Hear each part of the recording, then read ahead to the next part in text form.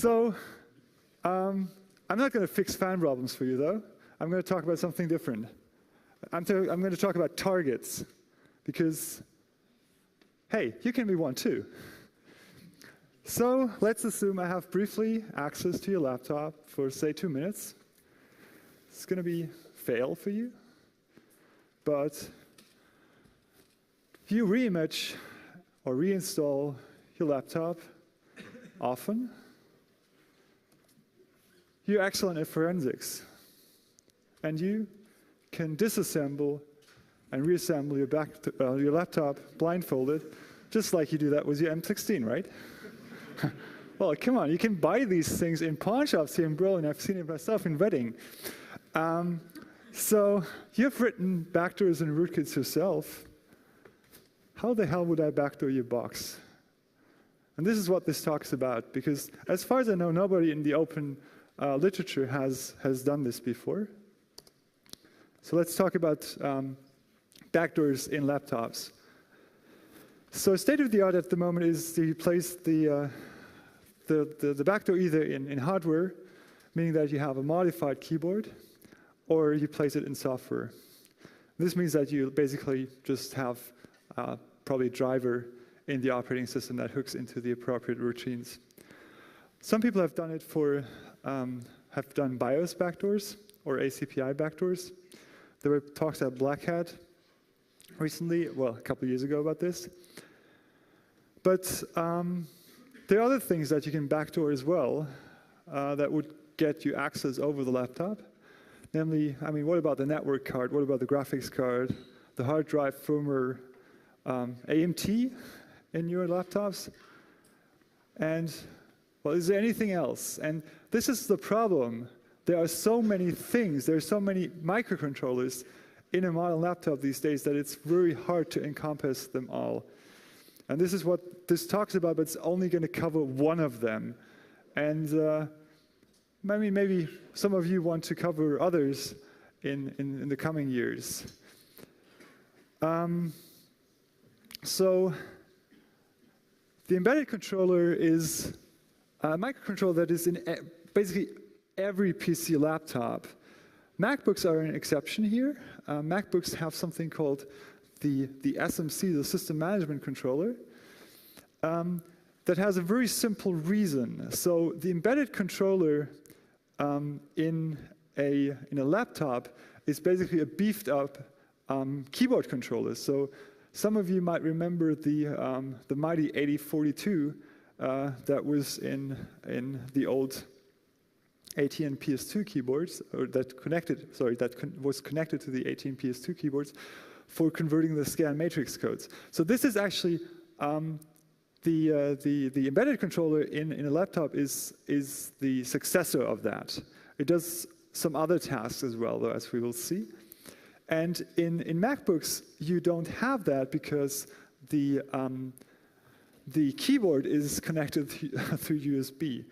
However, there also was a Black Hat talk recently about how you backdoor the keyboard controller for Apple keyboards, and this applies to Apple laptops as well. It's just that you can't do the tricks that I will describe in this talk, well, except for one.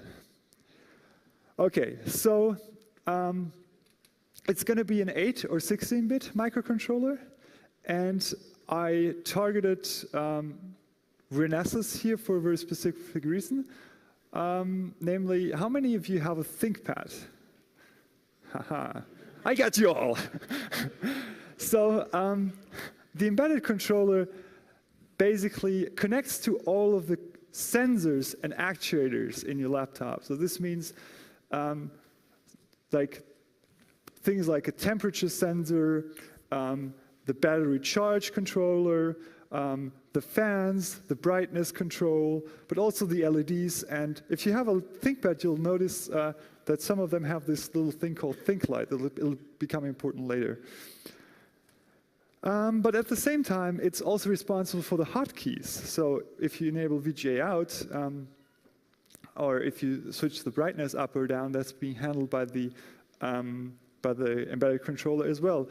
Usually what it does, it communicates to the host CPU using an LPC, a low pin count bus. But because it intercepts these hotkeys, it needs access to the raw key stream. So it'll get all of your key presses, and it'll send them onwards to the host CPU.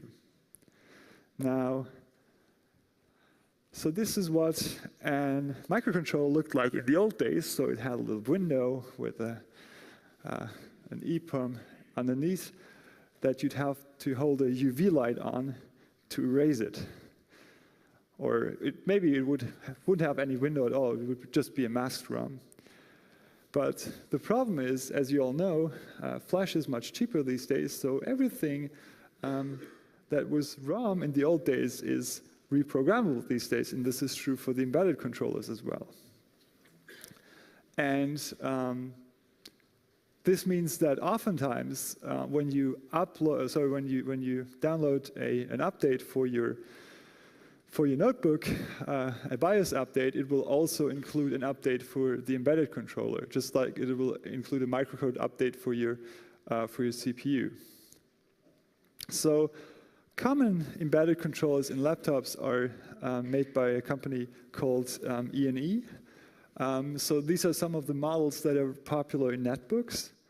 I think the E&E ones are the ones I've seen in the Acer Aspire 1, if I remember correctly. So they're used in a number of netbooks. And I think I remember them first having them seen in the Acer ones. They're 8051 based. It's an 8-bit design then. And there's documentation available for some of them.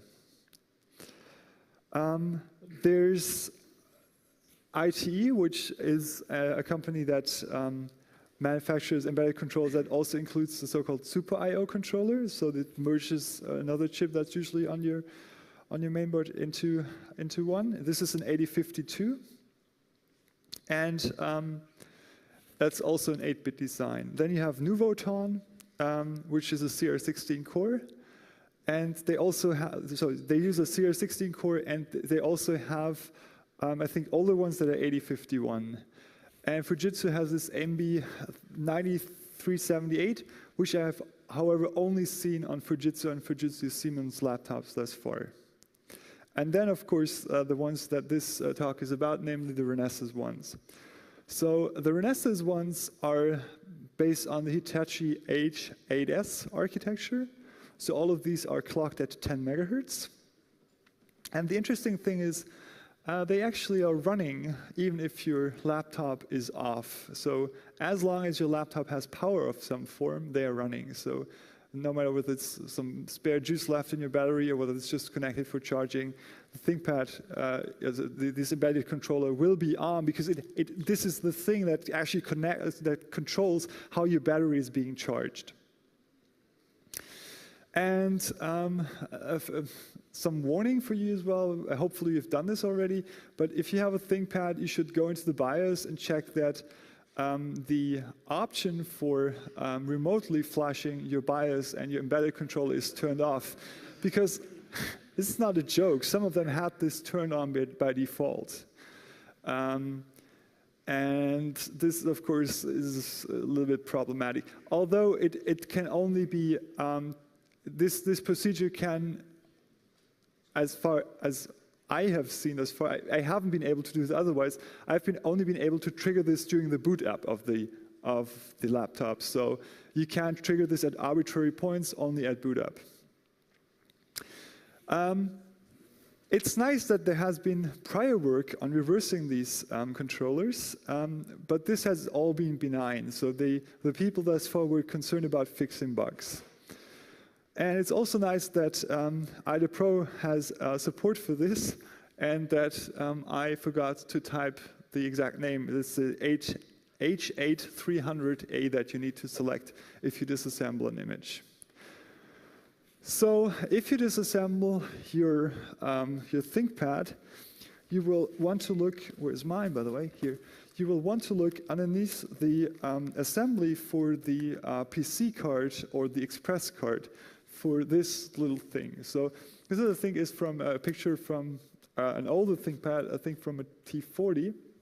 So in the X60, it's a newer version, but it's somewhat harder to reach. But basically, you have to, I mean, there are disassembly manuals for ThinkPads, and you'll have to take off the whole disassembly. You have to pry underneath the assembly for the PC card slot, and then you'll see this microchip. And actually, full documentation for these is available, so you can directly, if you dare, solder wires to this chip to dump the internal flash of this if you don't trust your host CPU to do this properly for you. The prior work is really advanced. When I first saw this, I was like, wow, somebody really put work into this. So there are commented disassemblies available for the T43 that are source equivalent, so you can compile them. So somebody went to the effort of documenting which pins and which data lines are responsible for the keyboard scan matrix, for the think light, and for the LEDs, and for the fan control. And there are people who patch who have patched some of the annoyances. For instance, where back when IBM didn't support Linux, they had patches for preventing your fan from going on all the time, and things like that, because the ACPI support in Linux wasn't advanced, or wasn't bug-for-bug compatible enough with Windows to do that. There's another crazy thing that I saw recently. So somebody actually went to the effort of, this is an annoyance for many ThinkPad users, swapping the function and the control key by modifying the embedded controller firmware. And it's actually like it's for 20-something models. And when you trace down this guy and talk to, try to talk to him, he claims he has never actually touched a Lenovo. So he has written all of this just by looking at the source equivalent, disassembling it, and patching it, then distributing this to other people. So apparently it started with a friend of him having problems, being annoyed by this, and then he wrote it for one, and then it turned out to be easy, and he did it for all of the others as well. So this is a 50-byte modification in the firmware controller code. And because you probably want to download this source code equivalent as well, this is the URL for that, and this is like I'll show you the disassembly in a bit for the laptop I have here.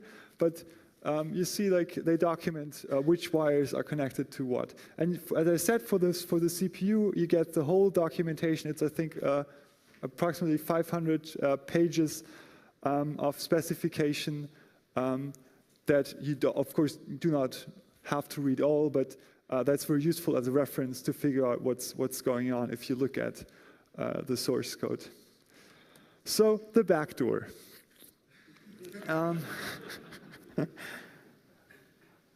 There was a very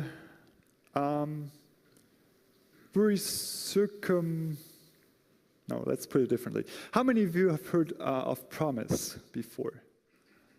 So Promise was a backdoor, an alleged backdoor in the 80s. So, well, actually, no, Promise, first of all, was a software package, and then was claimed to be a backdoor.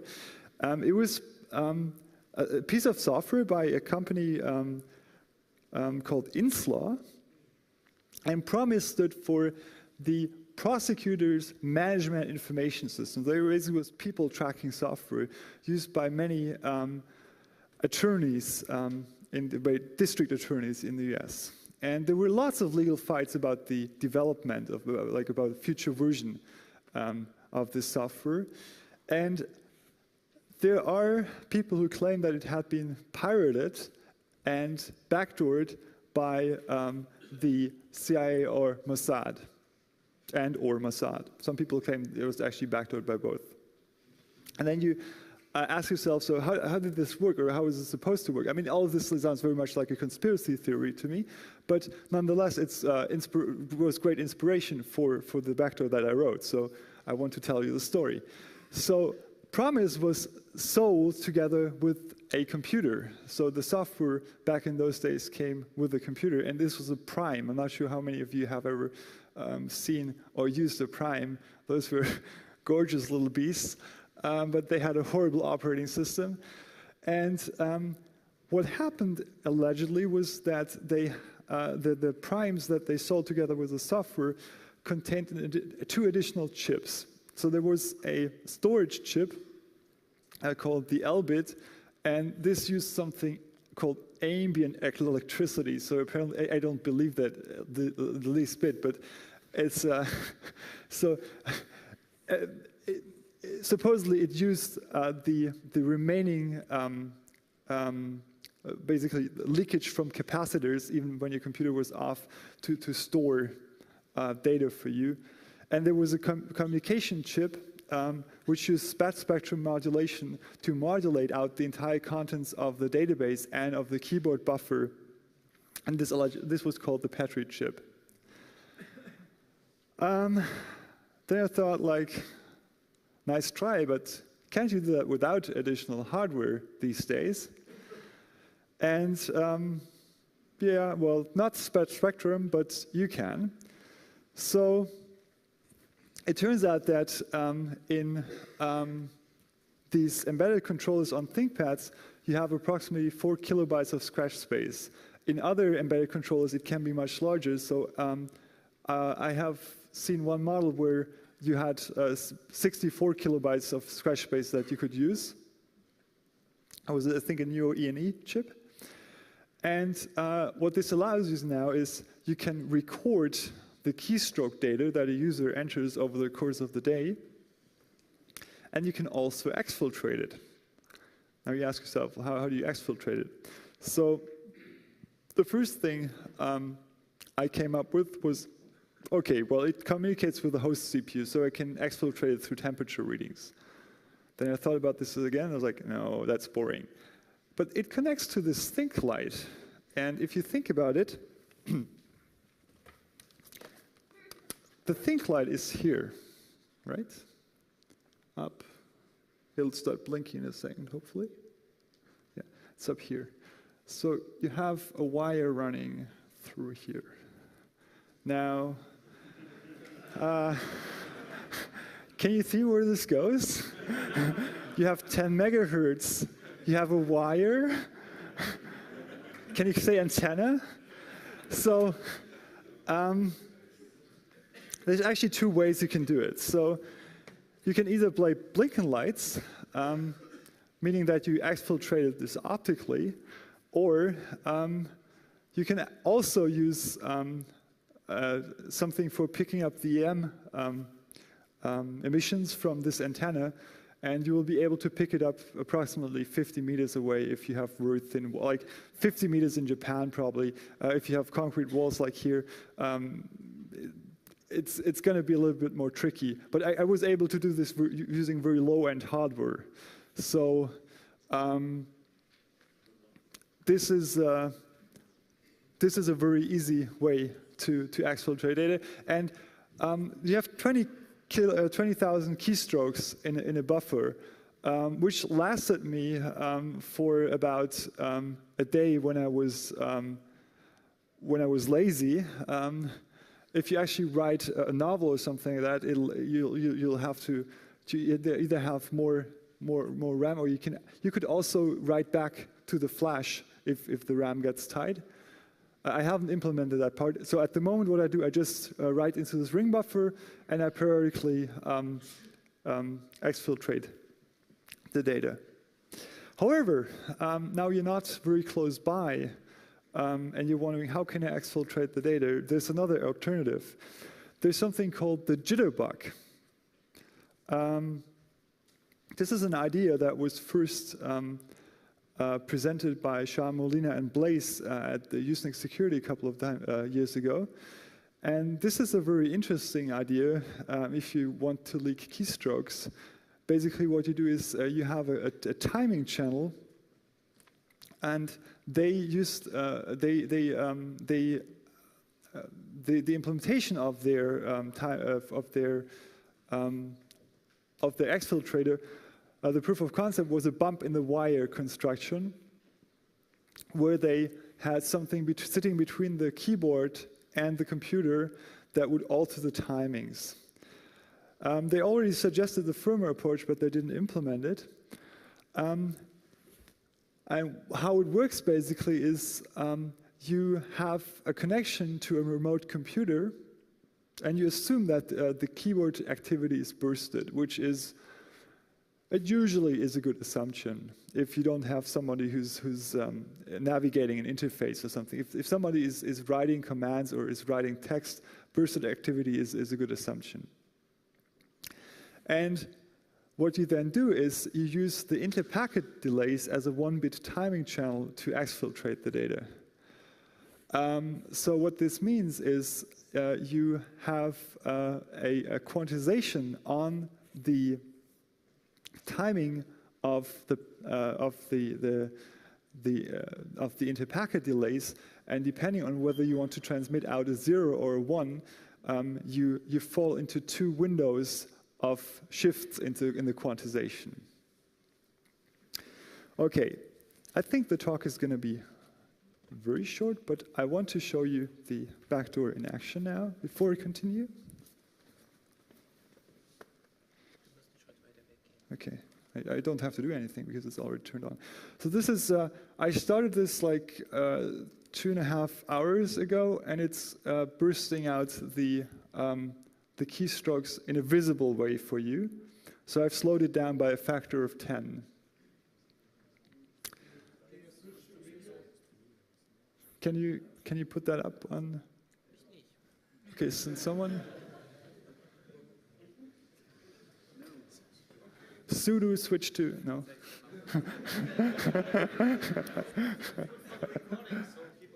Okay, so the thing is, what you see here is, okay, you don't, okay, sorry.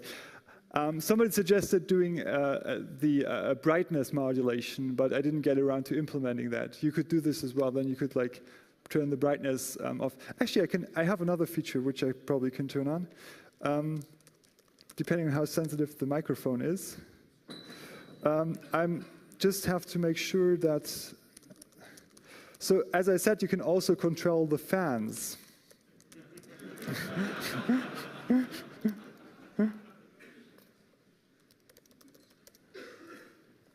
Just have to see what's,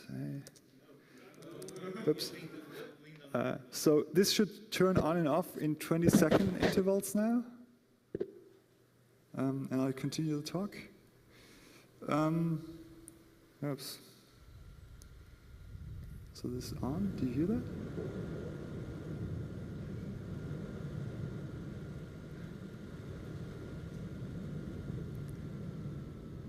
And it's going off again.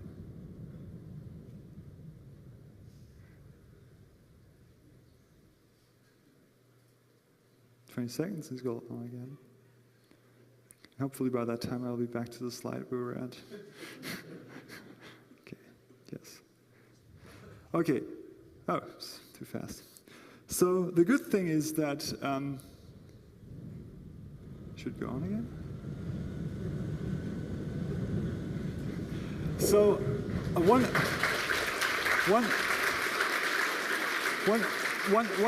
bit of warning. I first thought, hey, the fan is much better for EM than this stupid LED. Then I realized it's a motor. Motor don't like being turned on and off at high frequencies. So this is actually how I lost the fan in the T40. So if you try doing that, like, prepare to buy a new fan.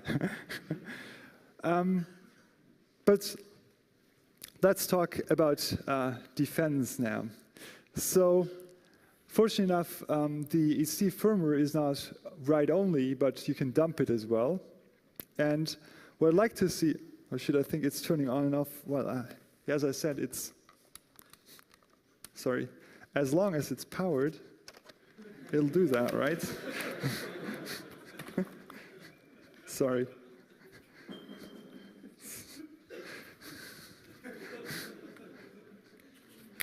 Okay, fixed.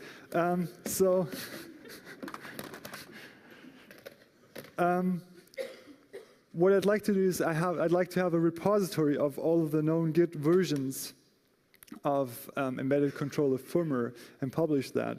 So I've started a project for dumping these firmwares, and the first release of that is for ThinkPads only, but I'd like contributions for other models as well. ThinkPads at the moment are the only ones I've cared about because I have one, and there's not much sense in dumping the firmware of the MacBooks because they have the SMSC, and I don't see yet how a backdoor in that would help you. But what I want to do is I'd like to see this for other models as well, and as I said before, there is there's an ongoing path you see. So yesterday there was the BIOS ACPI backdoors. You have backdoors in the embedded controllers now, probably backdoors that people can place in vPro and AMT next year. But there's some severe lack on the defense side. So what I'd like to see is really tools for verifying the integrity of laptop firmwares. And I'd also see the vendors signing these firmwares and the devices being able to verify them. I'd also like to point out that there is a tool already that you can extend for dumping firmware of other devices in both desktop and laptop hardware, namely the so-called FlashROM project by the core boot guys. So this works great if you want to dump, for instance, the firmware of your NVIDIA graphics card or of your network card, but they could use help as well, and it would be nice to extend this to more modern network cards and graphic cards. But what I think is necessary as well here is a more fundamental discussion on the trust that is placed in firmware. So for instance, one of the questions which I haven't been able to answer yet was, does this work when, Tim asked this, does this work when the TPM is enabled?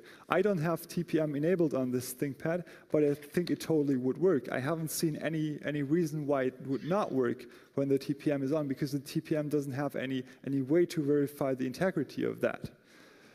So as we build more and more microcontrollers in all of our gear, there should also be a way to verify that the devices that you buy or that you buy actually contain known good software. So we all know it's a hard problem to audit code in the first place, but it would be nice if once you have audited, you can actually make sure that all of the pieces that you have in your gear are still the way they should be. And this is where I'd like to end my talk half an hour short, so that you can make it to the party. I hear that the doors are free until 12 o'clock, so if you hurry up, you can make it. But I'll take questions now.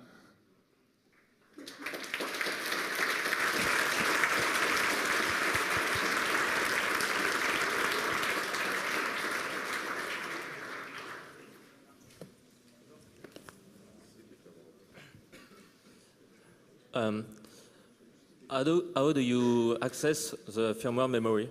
I mean, is there any kind of bus, SM bus or I2C, so you can dump the firmware?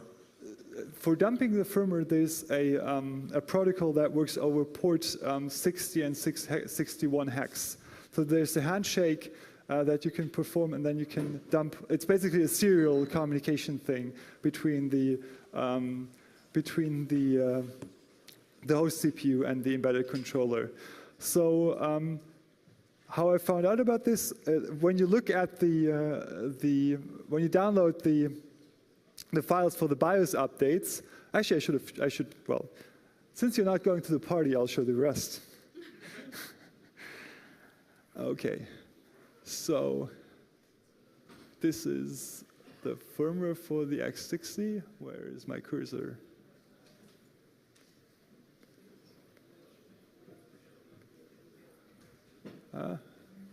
Wait. Have to make, wait. Let's just make it such that I can see the same thing that you see. So when you download the, yeah, I know, it's not a problem. Again, for the third time, when you download the BIOS updates, there will be a DOS version of the BIOS updates. Can you turn on? Okay, Mac's on again. And in this one, I'll just show you. No, it's in downloads, firmware, ThinkPad EC, X60. So you will have either the CD version or you have, no, this is actually the CD version. It contains the, so it contains these two flash files. And this second flash file is the one that you're interested in. Yes, of course. Oops. So this, oops, it's too large now. Is this large enough? Okay, so there's two flash files in here, and the second one contains both the BIOS and the embedded controller firmware. And then I think there should be a little script in this directory. Oops, more than one little script. No, those are the hash files. So they're hash files for different versions of the laptop. But this extracts basically the embedded controller firmware from the main BIOS image. And once you have this EC flash file, you can load it into IDA and add location. Oops, where's the? At location 800 hex, there's a translation table that I always, no, it's not 800 hex. Did I load the right? No, it's not right. It was on the other. So, wait. There is a table for translating key codes that I always use for locating where things are. And thing to search for, I think, is this sequence. So this is the keylog, the translation table. And if you go a little bit down, you'll start seeing code, hopefully someone. Actually, I don't think I have, yeah. So this is the entry point for the embedded controller firmware. It's much nicer if you have the source code equivalent thing. You can compare in a second. Because it'll look like, it's too large. Like people actually looked and tried to understand, okay, these are large tables. Wait a second, let's have a look for the first move. So they actually documented what various parts of the embedded controller code were doing. And these are the reception completion handlers that you want to hook when you write these backdoors. Please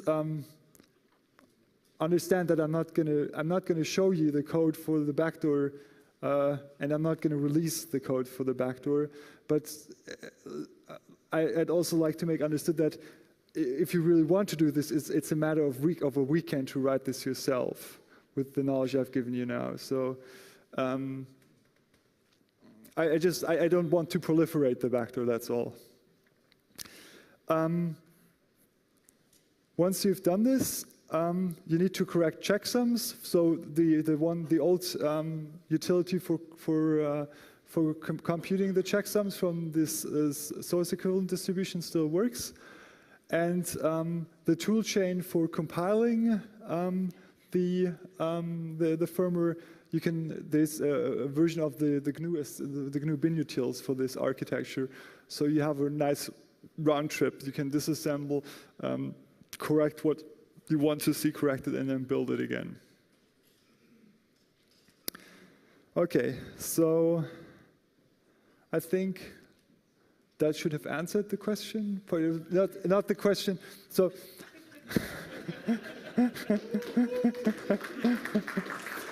I may have maybe have evaded the questions as well. No. Yes, so the question was how they communicate, right? Yeah. Yeah. And for the rest, there's the manual, and there's a program called H8 Flash, I think it is. And reading that should give you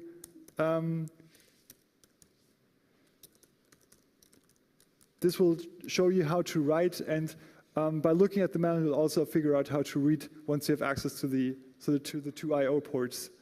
So that's easy, and also you can look at the dumper.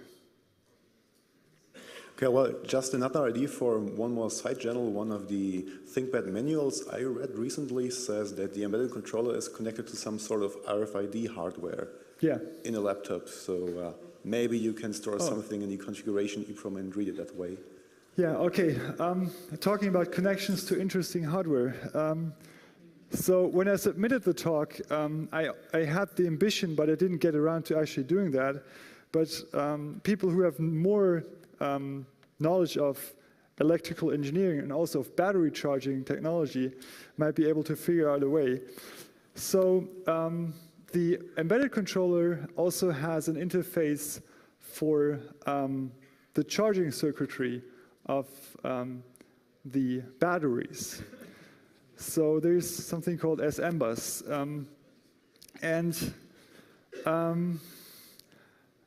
There are there are very low-level hardware protections in place to make sure that you don't accidentally charge the battery incorrectly and that you don't cause a hazard to yourself. But the outstanding question for me here still is whether it's possible or whether it is impossible to actually cause damage to the battery using the embedded controller. I think it's possible. I think you may actually be possible to burn yourself using that research, but at the moment I haven't had cycles to do that. Okay, the intertubes want to know, will this hack have influence on the latency of the ACPI calls, and could you detect the hack that way? Right.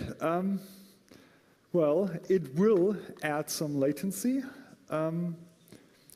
But it's going to be, let's see, I think I need 120 cycles at 10 megahertz. The question is, how good is he at detecting? I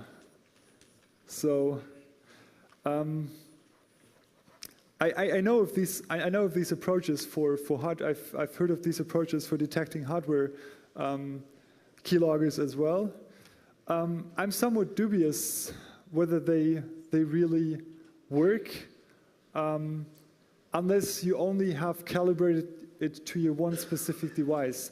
Because the fact is there will be some clock skew, so the clock will be slightly slower than 10 megahertz. And I'm not sure whether the 120 cycles that I introduced are sufficient for whoever asked that question to detect whether he's backdoored or not. And I didn't optimize it for it to be hidden that way. I have a question. Aren't you afraid of lawsuit because of releasing probably copyrighted material? I'm not releasing copyrighted material. Explain, please. The flash image Yes? The software is regularly copyrighted. So I'm not distributing that. If you set up a Git repository for it? Okay, maybe there was a misunderstanding. What I want to distribute is, I want to distribute the hashes of the known good versions. That's all. Okay, thank you. So I don't think I violate any kind of copyright that way.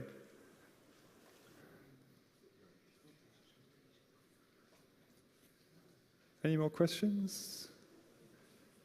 Yes?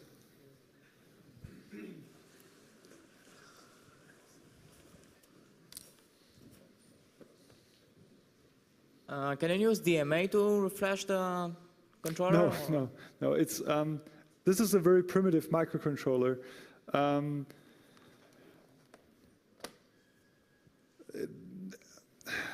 There are some of them I haven't looked at though, where they claim that they have that they can support shared memory configurations. I'm not. I hope nobody in the PC segment has been crazy enough to hook up an embedded controller for laptop in a shared way to the same memory that the host CPU is using. And but prove me wrong. Okay. One question: how much problems do you have patching this? You said would be possible on LAN, or is it possible flashing it from a USB drive, because you said you will need 2 minutes, but if you have to disassemble the whole laptop... No, I don't disassemble, no. Okay, so the way it works is I just need access. I need to be able to boot your laptop from an external drive once. Or I need to have access to basically to a root shell on your box for a couple of seconds only. So the 2 minutes comes from the fact that I have to shut down your machine, I have to boot from my own external media, and I have to turn it off again. And yeah, that's it. So the scenario for this would be the attack where you have a laptop with an encrypted hard drive that you have lying around somewhere, and I want to get the passphrase for that.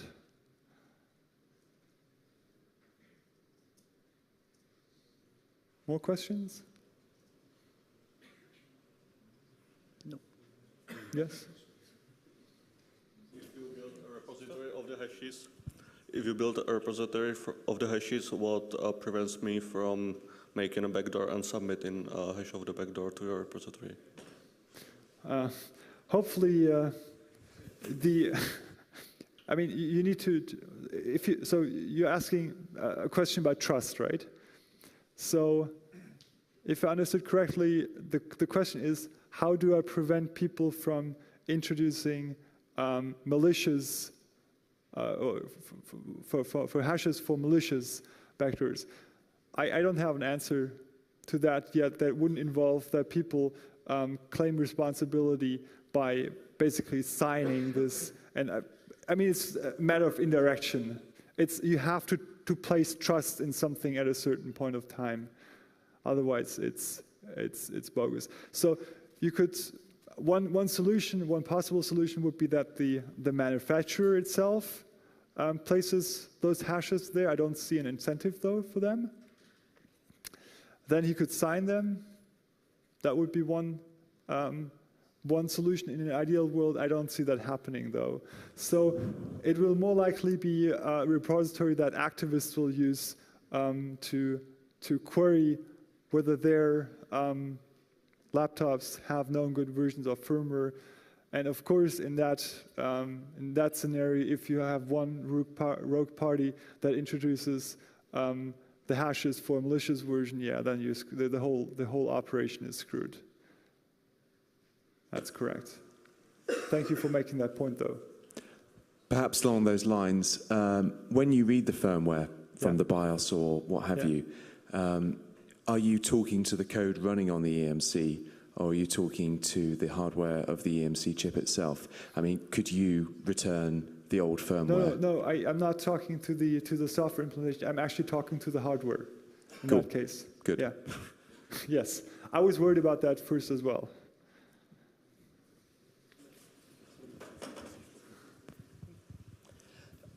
TPM was mentioned before. Do you think it could, do you think it should monitor this firmware? Well, I mean, if it's supposed to be securing my hardware against modifications, then yes, it should. I mean, I'm not really familiar with the whole set of ideas behind TPM, but as far as I've understood, it's supposed to make the laptop trusted to some party. And if that party happens to be the end user of the laptop, then yes, of course, it should prevent this from happening. If, however, the goal is to make the laptop more secure against modifications by the end user, instead of protecting the end user itself, then I can understand why this wasn't considered.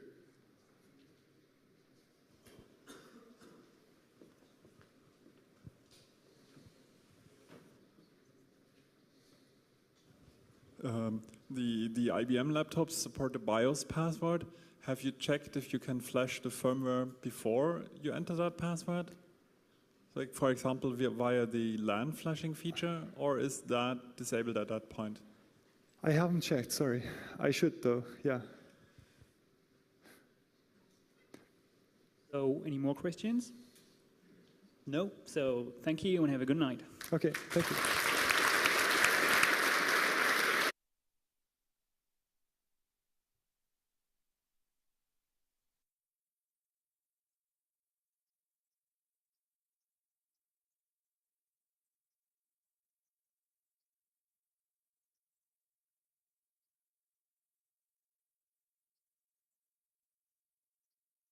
Is the successor of that.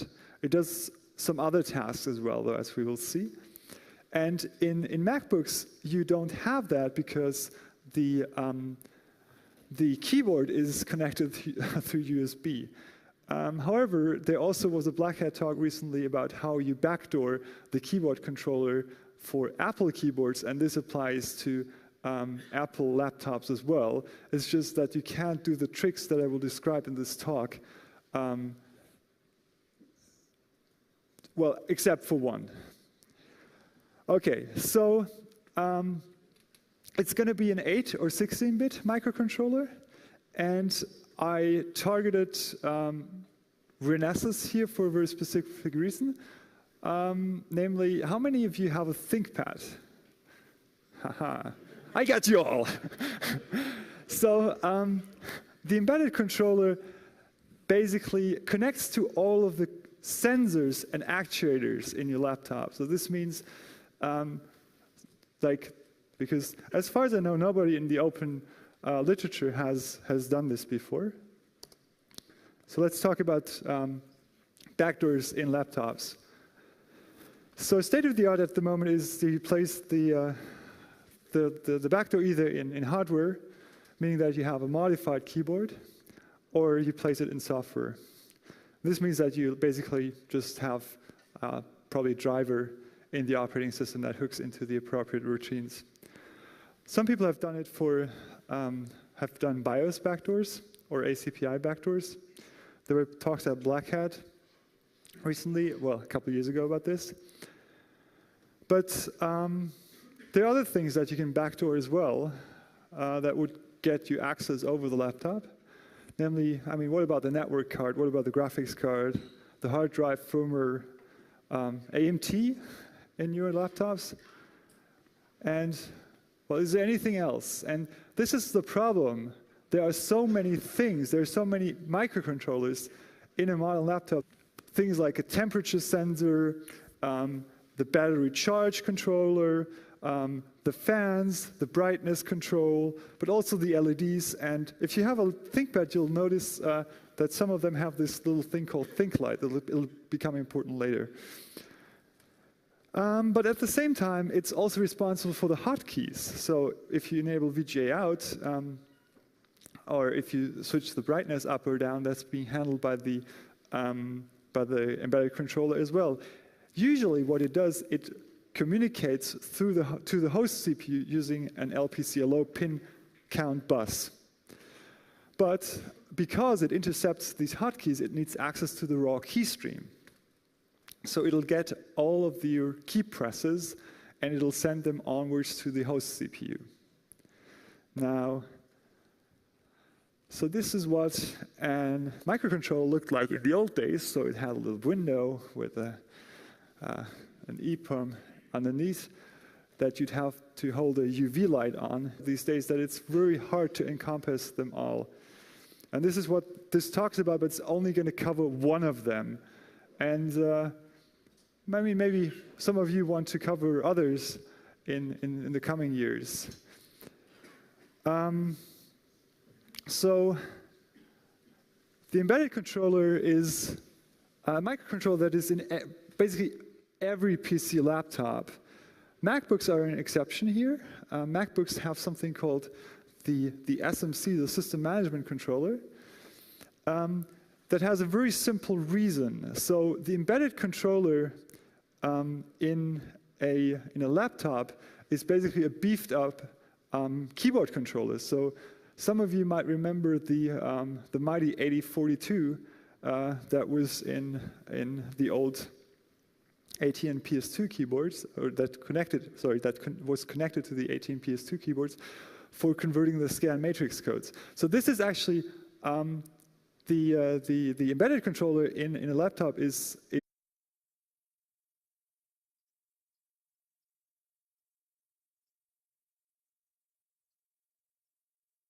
So I'm not going to fix fan problems for you, though. I'm going to talk about something different. I'm going to talk about targets, because, hey, you can be one too. So let's assume I have briefly access to your laptop for, say, 2 minutes. It's going to be fail for you. But if you reimage or reinstall your laptop often, you're excellent at forensics. And you can disassemble and reassemble your laptop blindfolded, just like you do that with your M16, right? Well, come on, you can buy these things in pawn shops here in Berlin. I've seen it myself in Reading. So you've written backdoors and rootkits yourself. How the hell would I backdoor your box? And this is what this talks about.